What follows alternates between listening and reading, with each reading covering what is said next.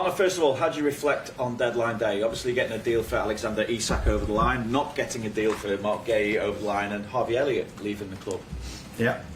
So a lot of things happened on the last day, which is not always the situation, because last season we hardly did anything during the whole window. But yeah, the thing that pleases me most is, of course, is us getting Alex, the deal from Alex over the line. Richard, ownership, everyone involved worked so hard to get that deal done, and it's very good for the club, for our fans, for the players, for me, that all the work they've put in resulted in Alex signing for us. How close were you to getting the deal for Mark Gay over the line, and therefore what chance is there that you will go back in for him? What chance do you feel there is that he will become a Liverpool player in the next 12 months?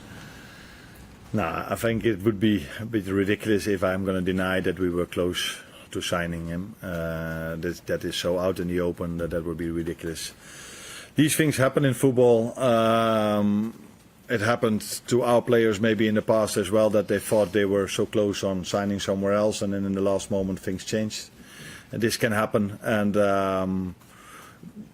for me, we would have liked to sign him, of course, because we were in for him, and he was, like I've said many times, if we can feel we can strengthen the team with a chance in the market, we never hesitate to do so, and that's what we try to do. But we played 1 or 2 days before, we played Arsenal, where Ibu and Virgil played an outstanding game, and Joe came in 20 minutes before the end, Joe Gomez, and did outstanding as well. With us signing Giovanni Leone, who had his first international call-up, and Ryan and Watto that can play there. So it's not like all of a sudden we don't have options in that position anymore. It's a pity, but not only for us, but also for the player, I think. But he's in a good place, playing at Palace, where he won the Charity Shield and the FA Cup with a very good manager as well. So let's see what the future brings for him and for us. Just to push it out, would you be thinking January or next summer? If I'm thinking anything, you know that what I think, I don't tell you, but the thing I think most about is Burnley at the moment, I can assure you. With that in mind, how ready is Alexander Isak to play for you and make his debut against Burnley? Because obviously he got his first minutes playing for Sweden against Kosovo. But I also got to ask you as well what you make of the criticism he's received over the way things ended at Newcastle, and what kind of impact that has had on him, if anything at all. Now, first of all, I think the Swedish manager Jon Dahl Tomasson deserves a big compliment, because he gets one of the best, maybe the best striker in the world in, and needs to play 2 very important games for his country, but understands that if he would play him twice 90 minutes, then probably the player would have been injured for multiple weeks, and that's not always easy for a manager, that he takes care of the interest of a player, and so he deserves a big compliment for that, and we will treat Alex the same as they did, so don't expect him to be every single game 90 minutes on the pitch. That's definitely not going to happen in the upcoming weeks. He missed a proper pre-season. I think he missed 3 or 4 months of team sessions. And so now we have to build him up gradually, with us playing so many games, hardly any training time. So that's going to be a challenge. But we've signed him not only for the upcoming 2 weeks, we've signed him for I think for 6 years. So yeah, this is what we have to keep in mind, and what the fans have to keep in mind if they see that I take him off at a certain moment, or I only bring him in for a small amount of minutes. That's all for the long-term fitness of the player. And the criticism he's received? In football there's always criticism, so sometimes people cheer for you, so I think after he won the League Cup, everyone was really happy with him, and in other moments you get criticized. This is part of his life, my life, our jobs, and now he's a player from us, and I'm really happy with that. So you mentioned Harvey as well, just obviously deadline day, Harvey. Yeah. Another positive thing, I think, not only Harvey, but if I look at Luis Diaz, how he hit the ground running at Bayern Munich is a big compliment for our performance staff and the people that work in this building. So every time a player leaves, Tyler Morton does really well at Olympique Lyon. So that tells you how we bring players to other clubs. And Harvey is in a very good place, going to a very nice club with Aston Villa. I think it's in the interest of everyone. He didn't get the playing time he probably deserved for the quality player he is, and he conducted himself always so well. So it wasn't only when he said that this was his club that he wanted to say this to the fans. He acted inside with him not playing so much, but he was always doing what was in the best interest of the club. So he deserves a big compliment for that. I know everybody always talks about Mo and Virgil and the others if we win the league, but players like him were definitely also the reason why we could win it, because he always was positive, and if he had to play 5 or 10 minutes, he helped the team. And in every session he did, and that is partly the success of a team, that the ones that don't play that much have the right mindset. And I think he's completely ready now to show the quality he has at Aston Villa.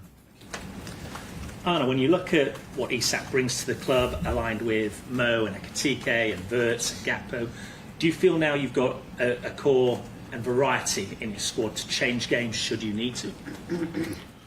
Yes, I do feel, but if the question is that the first time since you're a Liverpool manager, then the answer is no, because last season I could change games around with Diogo, with Darwin, with Lucio, with those three players that are not one for the reasons we all know, the other two that were sold. So yeah, that is what a club like Liverpool, what Jurgen probably could do in the past as well. This is normal at our club, that we have multiple options and that we can change the game if necessary. And looking ahead to this weekend, granted, players only just coming back from international duty, do you have a relatively clean bill of health? How are you shaping up for this weekend? If the players are fit, that's I think they are. Yeah. We trained today for the first time with them. With most of them, the non-internationals did train with the under-21s this week already. Curtis Jones, of course, I don't know if you knew, but he got injured in the last game, so he will not be available for the game against Burnley. But I think the rest of them all came back without a problem, and that is almost that's not always the situation, especially not in the beginning of the season where everybody comes from a different background, going to the national team where they then all of a sudden have to play 2 games in 4 or 5 days, which is always the biggest risk in November and October, and in March they are much more used to that program. So we are happy that they are fit, and again, a compliment not only for the Swedish manager but also for the others, because a few others like Ryan Gravenberg didn't only started 1 game and not both of them. And in terms of Burnley, obviously they got promoted last season.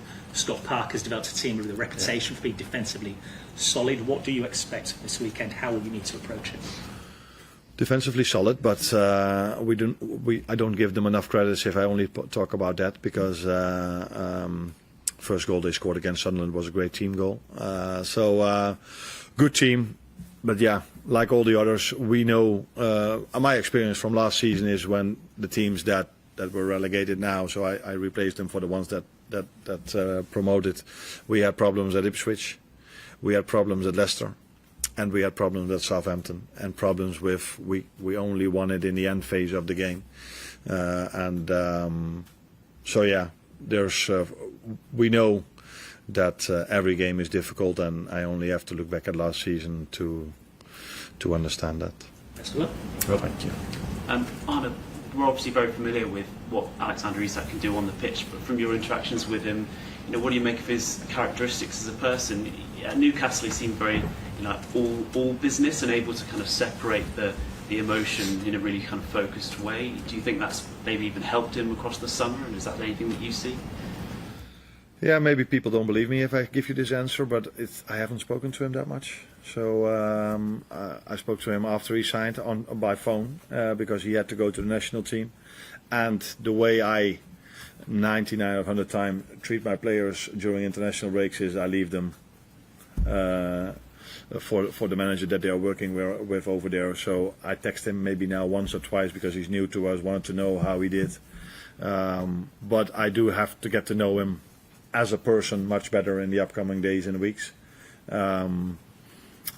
but although we find it very important how someone is to because we have such a great culture here at this club, we mainly sign a player also for his qualities, and therefore I don't need to call him. We faced him a few times. I faced him a few times, and I know how what a quality player he is. And with how the deals worked out, getting done for Isak on deadline day, but not for Gahey, do you see any changes in modern football now where for players to truly get what they want, they might have to take things upon themselves, or do you think they were just individual circumstances? The last one, I think. I don't think you can compare any situation with another. Different ownership, different situation. I think you cannot compare these. I'm really happy that Alex signed for us, because I did feel all the way that we needed an attacking player extra, and so happy that we could bring in the one we wanted from the start. Hi Arne. Your first defeat last season came straight after the first international break against Nottingham Forest. I just wonder if there was anything from the circumstances last season that have helped you prepare for the first game after the international break this time round?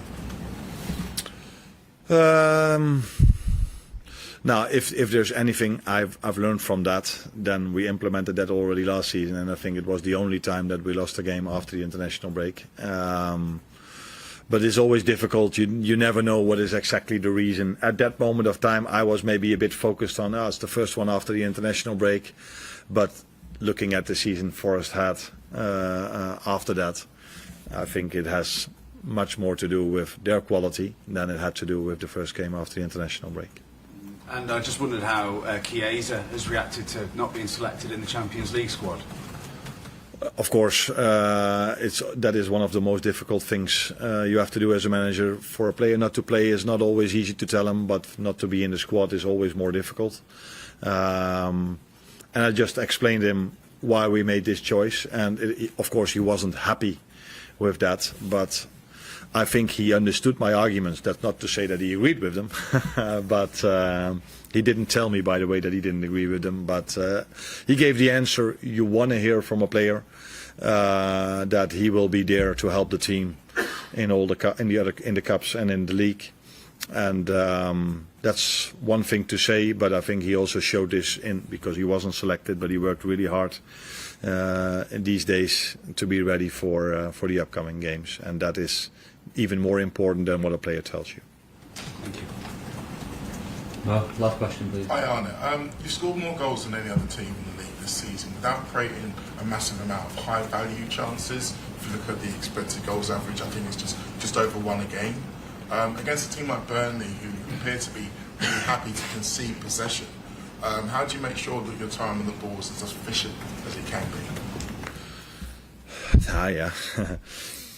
To implement as best as possible the way we want to play, but in the end the final third is mainly for we do certain patterns, that's also clear, but it's also a form of the day of our wingers mainly, because you end up, because of their playing style, mostly on the side, so the better they are, the bigger threat they are, the more chances we will generate, and then it's 9 out of 10 times also about the score. Because if you can score an early goal, that normally helps you in a game like that, and if you don't, or even worse, you concede a goal in the beginning, that gives even more energy to the other team. So there are so many factors going into a game like that. But as always, we are hoping that our attackers can make the difference, and that's what they have to do every single game, attackingly, but not only attackingly, because if we lose the ball and we're really good in our counter-pressing, that can generate chances as well. So yeah, that is for me the biggest lesson of our game against Arsenal there, where in the first half we weren't front-footed enough in terms of our pressing. And in the second half we were. I think Arsenal were front-footed in the first half in terms of their pressing. We were at the second half, and as a result of that I think we deserved to score the goal in the second half, because we already scored one which was fractionally offside, and we were getting closer and closer, and in the end I think we even deserved to score that goal based on the second half, not based on the first.